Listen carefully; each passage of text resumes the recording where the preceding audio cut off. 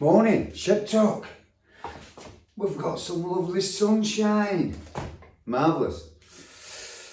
How long will it last? Hopefully tomorrow, because we go again tomorrow, we're racing.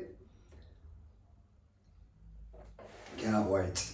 So, the week, well, work with people in the mind, work with people in the body, work with people in the mind and the body and the mind. Because the mind affects the body and the body affects the mind.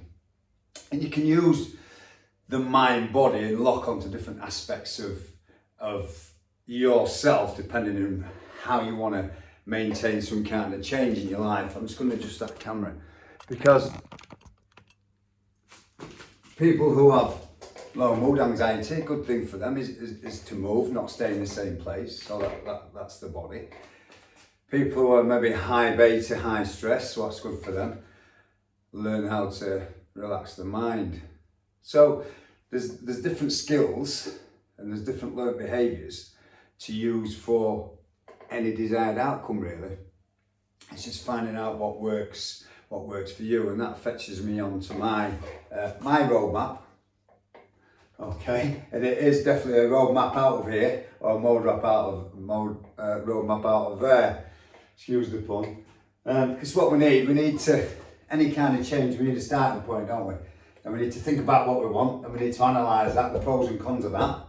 Then we get a plan, then we try the plan by doing it, and if it's working, we do it again.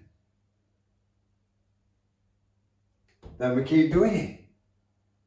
So, people are great from coming from the start to the think, to analysing, to the planning, to trying, to doing again, to keep going. But then they come into what's called a lapse, or maybe relapse. There's a difference between a lapse and a relapse. A lapse can be, I've just had them carbs. This is just an example, by the way. I eat carbs, nothing wrong with carbs. Probably the amount of carbs that people eat. I just had that bread. And the relapse could be, I'm back to eating a loaf a day. So the lapse is, I just had 2 slices on that day, and the relapse is back to the pre-behaviour prior to making the plan, if that makes sense. Okay? So, what happens here and here? Why can't people keep the change process going? What stops them? What stops them? It's ourselves. What stops ourselves? We have to override that old part of ourselves. And I've said it before, the old part, them emotions and feelings what are connected to not creating and sustaining that change can be quite powerful. But we still have a choice. We still have a choice to have them 2 slices or have that full loaf of bread. It's only us who stop doing it. And there comes a point of where we've got to manage that threshold of pain, and I'll call it pain because it becomes discomfort in the body. And the more we think about it, the louder it becomes in the body. It becomes overwhelming, all-consuming. And all of a sudden, I'm in the toaster, I'm putting my toast in and getting some jam on it and some butter on it. And all of a sudden, I've had what I don't want to have. And I beat myself up for doing it. But if people use food as an emotional crutch, then they're going to go to that emotional crutch. They need a different escape route. They need a different way of dealing with them emotions and them feelings. Because if you have persistence in doing it for years in, years out, this way, it becomes a hard cycle to break. Any kind of change, you end up in the honeymoon period to start with. Everything's good and back in flow, fine, there's no problem there. But how do you have this sustainability with the honeymoon period? How do we keep that going in relation to maintaining change?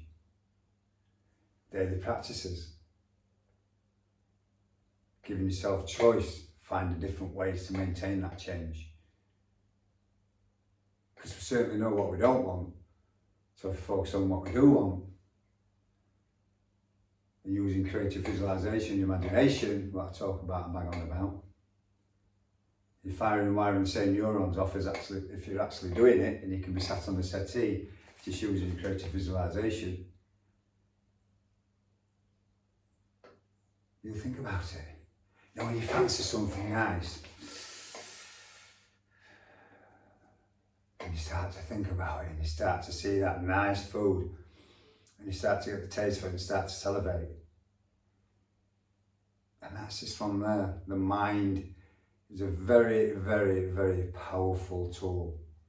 But it's learning to use the mind instead of the mind using you. I was working with a great guy yesterday,